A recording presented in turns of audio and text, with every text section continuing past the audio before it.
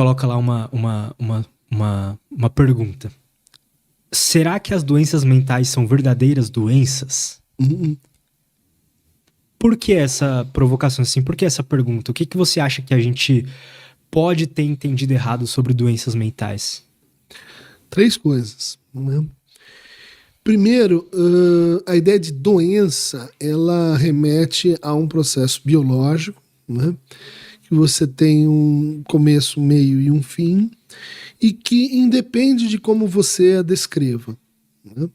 Independente de eu chamar o bacilo de Koch, de bacilo de Lutz, de bacilo de Dunker, o bicho vai lá, vai atacar seu pulmão e você vai ter tuberculose. É independente das nossas descrições. As nossas descrições, elas apuram o conhecimento do processo, que ajudam muito a gente a interferir sobre o processo. Mandar ali uma penicilina, mandar ali algo que ataca esse bicho específico. Ela não depende, né, de como você fala dele. Certo? Certo. Quer dizer, os transtornos mentais, então, se eles são doenças, eles não dependem de como a gente fala deles. Certo? Certo. Então, se eu tenho uma neurose obsessiva, que eu fico girando em torno daquele pensamento, o caso do agache, isso não tem nenhuma relação com como eu descrevo isso, como eu falo disso na minha história passada, de como eu interajo com isso em relação ao futuro que eu estou pensando para mim e de como isso tem que ver com as minhas relações com outras pessoas. Como isso tem a ver com as minhas formas de vida. Ou seja, como a história da doença se confunde com a história do doente. Né? Segundo ponto, doenças propriamente ditas, elas têm o que a gente poderia dizer de marcadores biológicos. Né? Então, Foucault, em Nascimento da Clínica, diz: antigamente você imaginava que a doença tinha a ver com assim, a constituição dos astros, o clima. Não, as doenças são todas alterações dos tecidos. Então, para dizer que tem uma doença, você precisa constatar e descrever essa alteração de tecido, em vida ou pós-mortem, autópsia.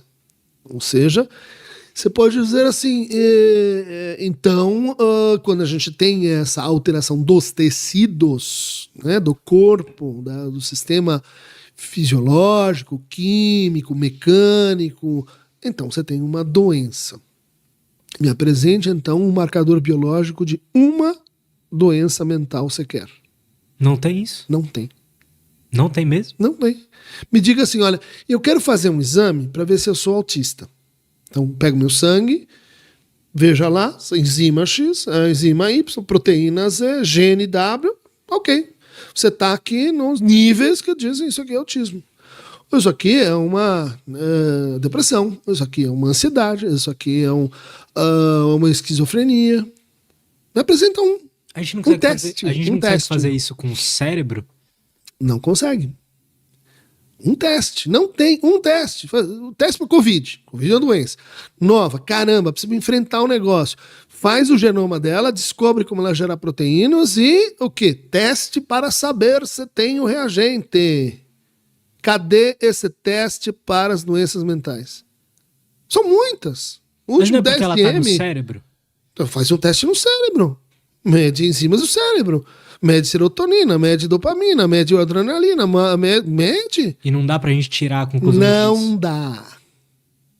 Então, bicho, tem uma falácia aqui que é o seguinte: pode ser que você venha a descrever marcadores biológicos. É muito possível que eles existam.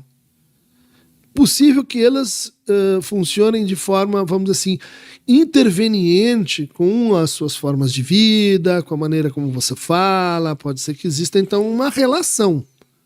Mas aí você vai dizer assim, a tuberculose não é só a ação do bacilo de Koch.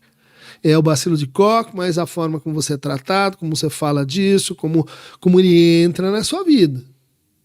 Isso vai ter que mudar a sua definição de doença. Porque falar sério sobre doença apresenta um marcador biológico.